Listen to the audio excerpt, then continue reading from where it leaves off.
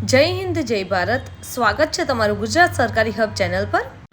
આજના આ વિડીયોમાં આપણે ખૂબ જ મહત્ત્વનો જે ટોપિક અત્યારે હાલમાં ચાલી રહ્યો છે, એલપીજી ગેસના નિયમો જે બદલાયા છે તેના વિશે.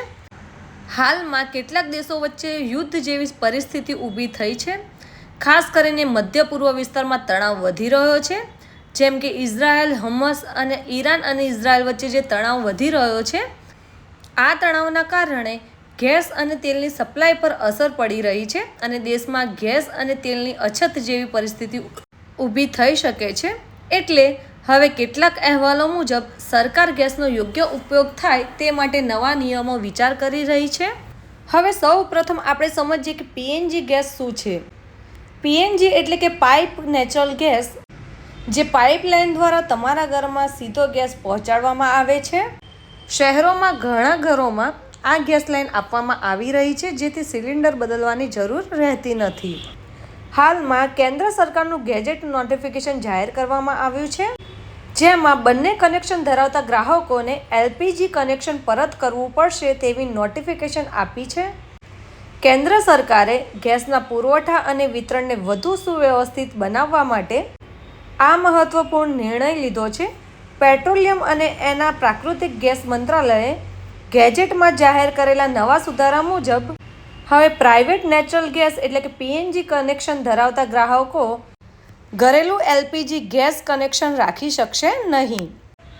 1955 હેઠળ મળેલી સત્તાનો ઉપયોગ કરીને લિક્વિફાઈડ પેટ્રોલિયમ ગેસ એટલે કે સપ્લાય અને ડિસ્ટ્રીબ્યુશન નિયમન ઓર્ડર 2002માં સુધારો કર્યો છે, જેમાં 14 માર્ચ 2026ના રોજ જાહેર થયેલી આ સૂચના મુજબ પીએનજી અને એલપીજી બંને કનેક્શન એકસાથે રાખવા પર પ્રતિબંધ મૂકવામાં આવ્યો છે.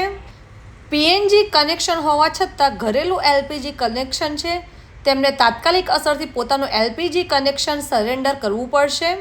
હાલમાં આ નિયમ સરકારી ગેજેટમાં પ્રકાશિત થતાં જ અમલમાં મૂકવામાં આવી ગયો છે.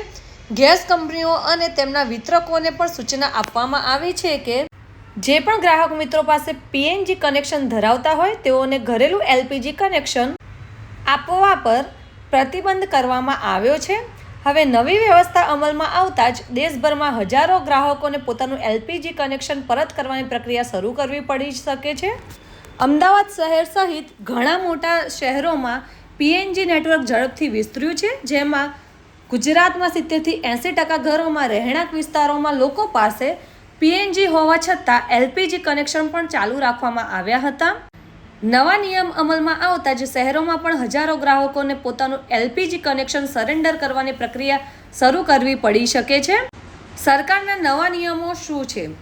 તો પીએનજી કનેક્શન ધરાવતા લોકોને એલપીજી ઘરેલું કનેક્શન રાખી શકાશે નહીં.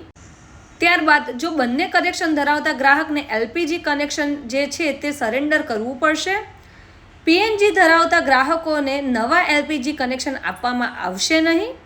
ત્યારબાદ પીએનજી કનેક્શન ધરાવતા લોકોને સિલિન્ડર રિફિલ પણ આપવામાં આવશે નહીં. હવે વાત કરીએ કે જે લોકોને પીએનજી કનેક્શન છે અને તેમને એલપીજી કનેક્શન કેવી રીતે સરેન્ડર કરવું, તો આ માટે ગ્રાહકે પોતાના ગેસ એજન્સીનો સંપર્ક કરવો પડશે. સિલિન્ડર અને રેગ્યુલેટર એજન્સીને પરત આપવું પડશે. ગ્રાહકની વિગતો ચકાસ્યા બાદ કનેક્શન બંધ કરવામાં આવશે, તેમજ જરૂરી હોય તો ડિપોઝિટ રકમ પરત કરી આપવામાં આવશે. એટલે કે 14 માર્ચ 2026ના રોજ આ એક મહત્વનો નિર્ણય લેવામાં આવ્યો છે.